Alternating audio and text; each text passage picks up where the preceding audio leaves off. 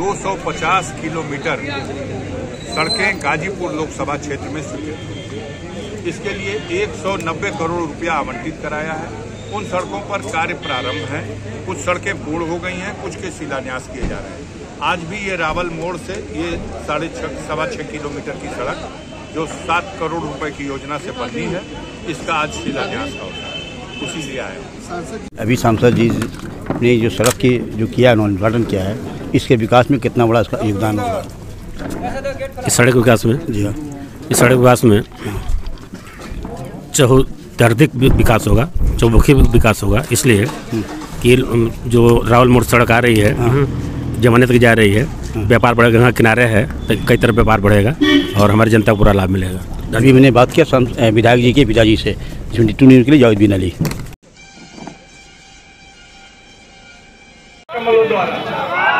इस सड़क का शिलान्यास करने जा रहे हैं और शिलान्यास के बाद जो सीधे मंच की तरफ आएंगे, इसके आगे भी इनका कार्यक्रम है। तो हम चाहेंगे कि जब वो मंच की तरफ हमें एक बार जोरदार ढंग से नारा जो है उनके प्रति जो है लगे, ताकि लगे कि हम लोग जिस समय और जोश खरोश के साथ 19 का चुनाव लड़े थे, उसी जोश खरोश और ताकत के साथ 24 का भी चुनाव लड़ेंगे और गाजीपुर की सीट जीत करके दिखाएंगे। भारतीय जनता पार्टी की नहीं यहाँ चली है न चलेगी, ये लड़ाई हम लोगों की है।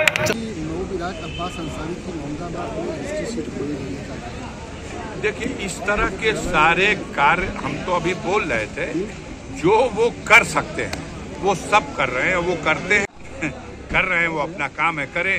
जो लोग कानून को क्या कहेंगे, जबकि 27 दिसंबर को फैसला आने वाला है? अब जो मामला सब जुडिश है और जिसमें कल ही फैसला आना है, मैं ज्योतिष शास्त्र जानता नहीं हूँ।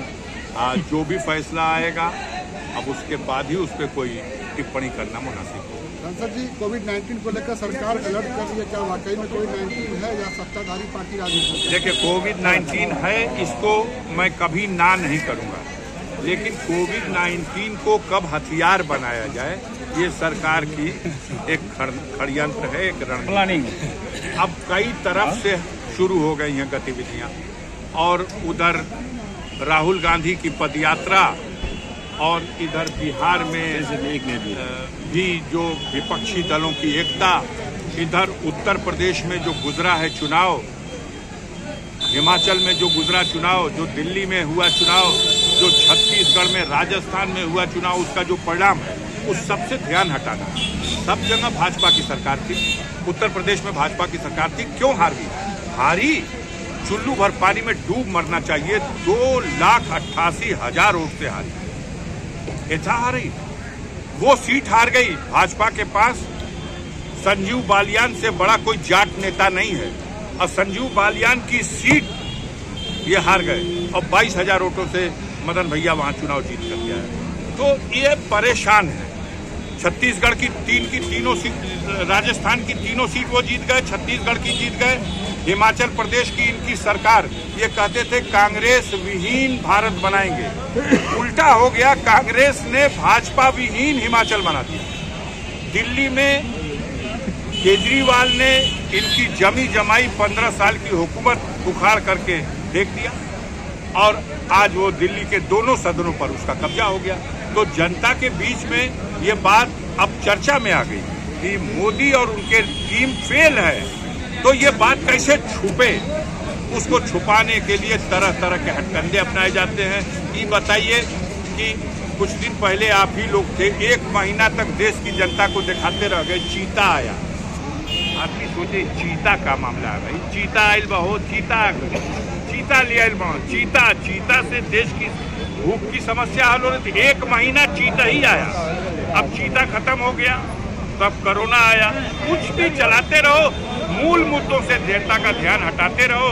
कुछ किया है नहीं 8 साल में, तो हम जवाब क्या दें जनता को? हमारी जो जनता के बीच में फेलियर हो रहे हैं, उस पर कैसे उसको हम घुमा फिरा करके जनता का ध्यान उधर से हटा दें। ये सरकार कोविड-19 की बात कर रही है, लेकिन जनपद में बूस्टर डोज के लिए टीके की कमी है।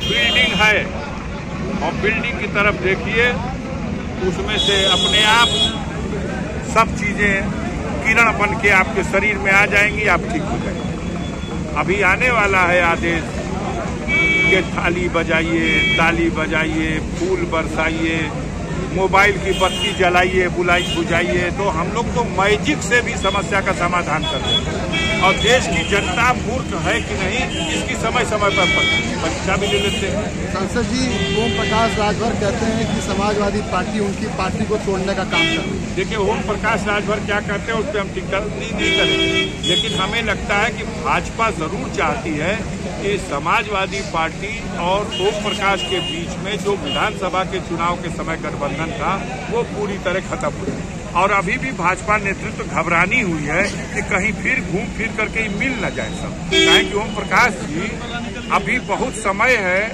और वो सोच समझ के देख के अपने पार्टी के हित में जो होगा निर्णय लेंगे।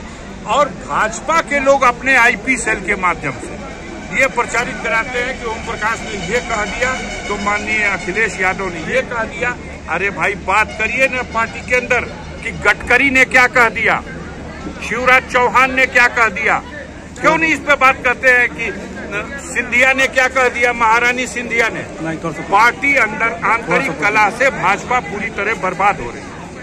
सांसद जी एक आखिरी सवाल, अभी आपने अपने मन से कहा कि मेरे द्वारा किए गए शिलान्यास को बगल में एक और पत्थर रख दिया जाता है, क्या है पूरा मामला? भाई आप देख लीजिए जाके, जहां पिछले दिनों शिलान्यास नहीं, उद्घाटन जहां किया उसके बगल में शिलान्यास का पट लगाया गया। शिलान्यास तो साल भर पहले होना चाहिए, लेकिन उसी दिन लगा जाइए। पूछ लीजिए जिस दिन मेरा उद्घाटन का लगा। क्यों? क्योंकि ये बच नहीं रहा यहाँ के लोगों को। ये कहते हैं हम ही विकास पुरुष हैं, विकास हम ही से पैदा होता है। ये कैसे देखें कि 250 किलोमीटर सड़क, जबकि चारों तरफ से उसको बांधा गया रस्सियों से, पैर में रस्सी, हाथ में रस्सी, कमर में रस्सी, फिर भी वो कैसे ये कर ले रहा। इसलिए लगा दिया उत्तर प्रदेश के मुख्यमंत्री का वोट कि उन्होंने पर साल शिलान्यास किया था। हमने पूछ दिया एक सवाल कि उत्तर प्रदेश के मुख्यमंत्री या उत्तर प्रदेश का कोई मंत्री इस बात का जवाब दे दे कि 10 रुपया भी PMGSY योजना की सड़क के बनाने में क्या उत्तर प्रदेश सरकार का लगा है? अगर नहीं लगा है, अगर नगर पालिका का कोई चेयरमैन सड़क बनाता है तो हम कैसे फीता काटेंगे? अगर गांव सभा का प्रधान अपने गांव में कोई काम करता है, हम कैसे जाके वहां पत्थर लगाएंगे? ये तो नैतिकता से विचार करना चाहिए। ये सरकार, उत्तर प्रदेश की सरकार, जैसे भी जिन लोगों ने जाके उनको ये कन्विंस किया, हमने जहां जहां भी अपने उद्घाटन किए, सड़कें बन गई थी, तो उन्होंने लगा दिया कि एक भ्रम बना रहे, हमारे लोग भी बहस कर सके। अरे पर साल जोगी जी कहले न वही के उद्घाटन करो। अब आप बताइए कि अगर हमारी सड़क न हो तो हम उद्घाटन आज की डेट में कर सकते हैं? ये सवाल ही नहीं पैदा हुआ। धन्यवाद। उनका भी आप अरे भैया आई थी किस तरह से यहाँ के लोगों को आगे बढ़ाने की उसके लिए उन जगहों पर सीसी रोड की ढलाई की जाए, किनारे नाली बनाई जाए, और इसी के कारण